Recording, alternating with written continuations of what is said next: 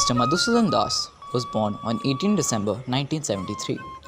Having completed his bachelor's in fine arts and master's in fine arts from Kala Bhavan Visva Bharati University in West Bengal, he is a national scholarship holder by the Ministry of HRD in 1995.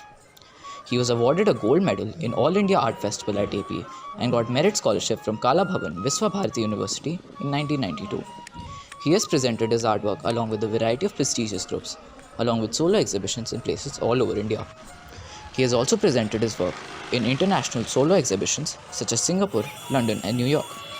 He has also gotten the opportunity to present his artwork at National Museum, Dhaka in Bangladesh, at an exhibition organized by the American Embassy in New Delhi, at a solo exhibition at NSC BICC Indian High Commission in Malaysia, and ICCR Nehru Centre High Commission of India in London.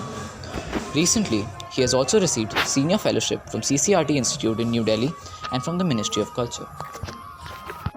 The word Mushan in Bengali literally means anything. However, in the Rajbanshi society of North Bengal, Mushan is the name of a ghost. The said society believes that this crematorium-dwelling ghost hides itself near dwelling places such as woods and waterland. If someone were to walk alone in the afternoon or in the dusk, it is believed that this ghost will be presented to them and will bring ill luck. It is believed that the word Mushan has been derived from the word Shamshan, meaning a crematorium. In North Bengali dialect, they use a dwell word Shamshan Mushan. Therefore, one who dwells in a crematorium is termed as Mushan. The word Mushan also means death. The Mushan Puja is popular among the Rajbanshi community of North Bengal. The puja is done through a variety of rituals. It is said that once, when the goddess Kali was taking a bath alone in a river, there she met Dharma Thakur. Their beating was responsible for the birth of Mushan. However, it is believed that there are 18 types of Mushan. All of them are responsible for bringing ill luck and disasters for the human society. Therefore, naturally, many types of pujas are organized to please this ghost.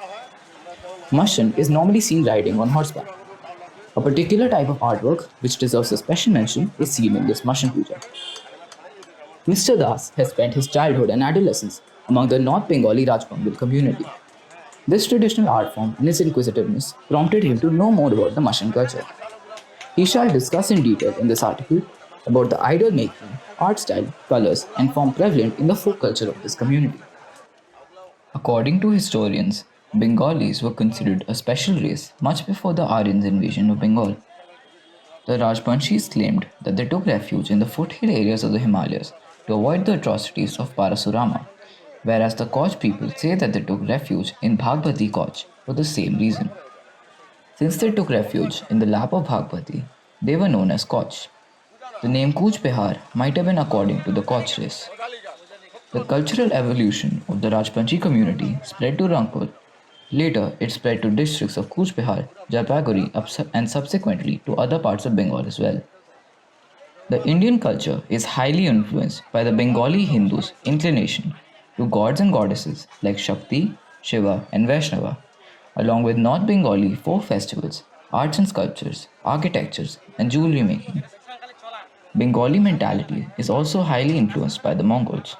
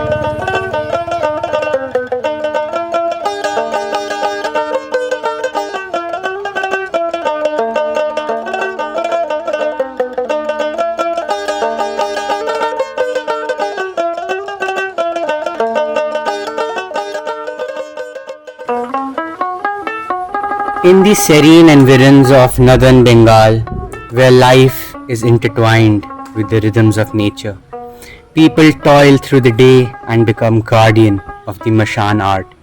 In the evening, the people work as laborers at concentration sites and tea gardens, etc., till afternoon, and then go back to village and busy themselves in making paintings and selling them. They are known as Malkars and their paintings are known for their healing powers. The art has existed since time immemorial and represent India's rich legacy of art forms. One is lucky to be among these people as they teach us to stay rooted in traditions which sustain our souls and make life worth living despite the struggles.